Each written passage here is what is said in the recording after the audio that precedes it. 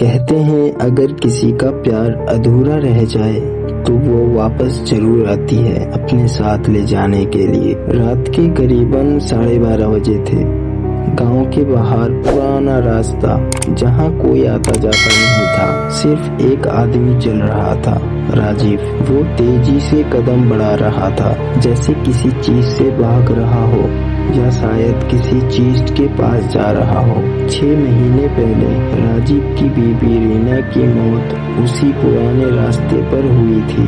वो रात भी ऐसी ही थी। कहते हैं उसकी गाड़ी खाई में गिर गई थी, पर अजीब बात ये थी जब उसकी लाश मिली उसकी आंखें खुली हुई थी, जैसे वो किसी को देख रही हो आखिरी बार। राजीव रुक गया। वो रीना की कब्र के पास खड़ा था। उसके हाथ में एक लाल गुलाब था। उसने रीना की कब्र के पास झुककर कहा, रीना, आज हमारी एनिवर्सरी है। इतना ही कहा था।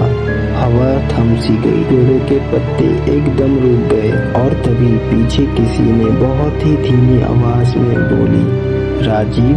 वो झट से पीछे मुड़ा, पर आवाज फिर आई, तुम आ गए, मैं इंतजार कर रही थी। राजीव का चेहरा पीला पड़ गया। उसकी सांसें तेज हो गई और तभी दूर धुंध में रीना की परछाई दिखी। वो धीरे धीरे चलती हुई उसकी तरफ आ रही थी। उसका चेहरा आधा जला हुआ था और आंखें पूरी तरह लाल, और वो मुस्कुरा रही थी। राजीव ने हकलाते हुए कहा, रीना, तुम जिंदा हो? रीना ने कुछ नहीं कहा, बस मुस्कुराई। उसने कहा, तुमने वादा किया था हमेशा साथ रहोगे, अब क्यों छोड़ दिया? राजीव के हाथ से गुलाब गिर गई। उसने पीछे हटने की कोशिश की, पर उसके पैर जमीन में जैसे जम गए हो। रीना और पास आई। जब मैं मर रही थी तुमने मेरी मदद नहीं की, अब मैं आई हूँ तुम्हें अपने साथ ले जाने।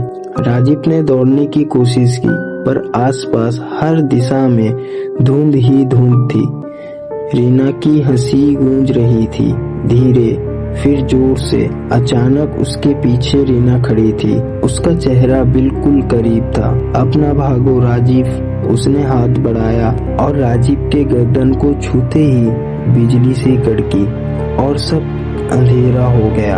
अगली सुबह रीना की कब्र के पास 2 निशान थे, एक ताजी मिट्टी का और एक मुरझाया हुआ गुलाब। राजीव कभी वापस नहीं मिला, पर गांव वाले कहते हैं हर साल उसी रात वो दोनों कब्र के पास बैठते हैं। रीना हंसती है और राजीव बस चुप रहता है।